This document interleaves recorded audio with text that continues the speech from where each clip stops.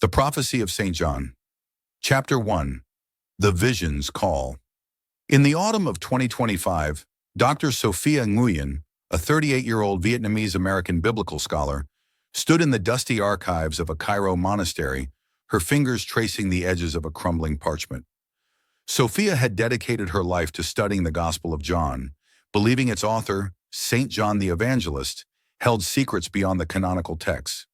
A recent discovery had brought her here, a fragment of an apocryphal text, rumored to describe a vision John received after Jesus' ascension, one tied to Mount Sinai, and a mysterious code that could reshape humanity's understanding of the divine.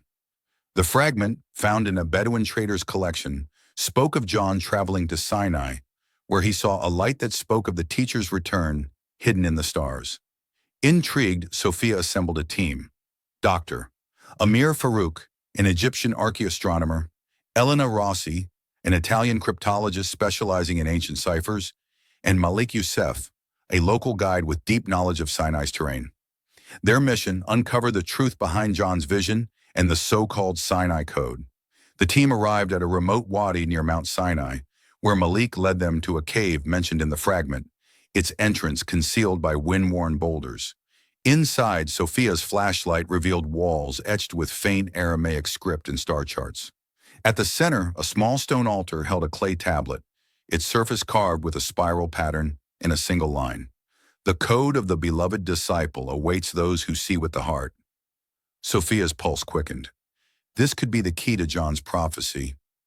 But as Elena photographed the tablet, Malik's face darkened. "My grandfather warned of this place," he said. "It's guarded by shadows." Chapter 2. The Prophecy Unveiled. Back at their camp under Sinai's starry sky, Elena deciphered the tablet's text. It was written in John's voice, describing a vision he received after Jesus' ascension. While meditating on Sinai, John saw a radiant figure, Jesus, revealing the Sinai Code, a spiritual practice to prepare humanity for his return. The code involved aligning one's soul with the cosmos, specifically the Pleiades star cluster, through prayer and self-purification. John wrote, "The code is not a secret to be kept, but a light to be shared when the world is ready." The tablet also contained a cipher, which Elena cracked, revealing coordinates for a second site, a hidden chamber beneath a nearby ridge. The chamber supposedly held a star key, a relic John used to channel the code's energy. Amir, studying the star charts, noted their precision, suggesting John had astronomical knowledge far advanced for his time. "This aligns with Pleiades' position in the 1st century," he said. "It's as if John was mapping the heavens." Sophia felt a mix of awe and unease. The code promised a direct connection to God, bypassing religious hierarchies, but its implications were radical. Malik, a devout Muslim, worried about disturbing a sacred site. "Some truths bring trouble," he cautioned. That night, Sophia dreamed of John, his eyes glowing like stars, saying, "Seek the light, but beware the darkness it reveals." Chapter 3. The Shadow of Doubt. The team set out for the hidden chamber, but signs of pursuit emerged. Their satellite phone failed, and footprints circled the camp. Elena suspected the custodians of the veil, a secretive group rumored to suppress unorthodox religious texts. Sophia had heard whispers of the custodians during her research, a sect believing the Sinai Code would destabilize faith by empowering individuals over institutions. As they trekked across the desert, tensions rose. Malik grew distant, haunted by his grandfather's tales of a curse on those who sought Sinai's secrets. Elena, obsessed with the cipher, became reckless, ignoring safety protocols. Amir, usually calm, argued with Sophia over publishing their findings, fearing backlash from religious authorities. Sophia, driven by her dream, pushed forward, but doubt gnawed at her. Was she chasing truth or hubris? Near the ridge, they found a concealed entrance, marked by a faded Pleiades symbol. As they dug, the custodians struck. Cloaked figures, led by a stern man named Gideon, ambushed the team, demanding the tablet. "The code is not yours to wield," Gideon said. "It breeds chaos." In the chaos, Malik drew a knife, revealing he'd been coerced by the custodians to spy on the team, torn between loyalty and fear. Sophia, stunned by the betrayal, grabbed the tablet and fled with Elena and Amir into the tunnel, leaving Malik behind. Chapter 4. The Chamber of Stars. The tunnel opened into a breathtaking chamber, its domed ceiling carved with a star map of the Pleiades. At the center, a pedestal held a fist-sized crystal, the star key shimmering with faint light. Sophia placed the tablet beside it, and the crystal glowed brighter, projecting Aramaic text onto the walls. Elena translated instructions for a ritual to activate the Sinai Code, a meditative sequence aligning the soul with the Pleiades to awaken an inner divine spark. Sophia tried the ritual, reciting the prayers.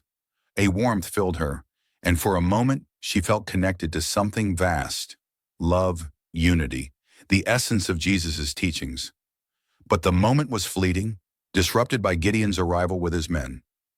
Malik, guilt-ridden, had misled the custodians to buy time, but followed them, now pleading for Sophia's forgiveness. Gideon revealed the custodians' mission: to destroy the code to maintain religious order. People crave structure, not freedom, he said. Sophia countered that the code was Jesus' gift, meant to empower, not divide. Elena, desperate to protect the crystal, triggered a hidden mechanism, causing the chamber to rumble. Dust fell, and the star map glowed, as if the room itself responded to the ritual. Chapter 5. The Light and the Curse. As the chamber shook, Elena, driven by obsession, seized the star key and resumed the ritual. The crystal's light intensified, but Elena screamed, collapsing under its power. Sophia realized the tablet's warning. The code amplified one's inner state. Purity brought light, but flaws like greed or pride brought pain. Elena's ambition had overwhelmed her. Gideon's men opened fire, shattering the crystal. The tablet cracked, and the chamber began to collapse. Sophia, Amir, and Malik dragged Elena to safety, but Gideon was buried in the rubble. As they emerged into dawn, Sophia felt the weight of loss. The tablet and crystal were gone, the code seemingly lost again.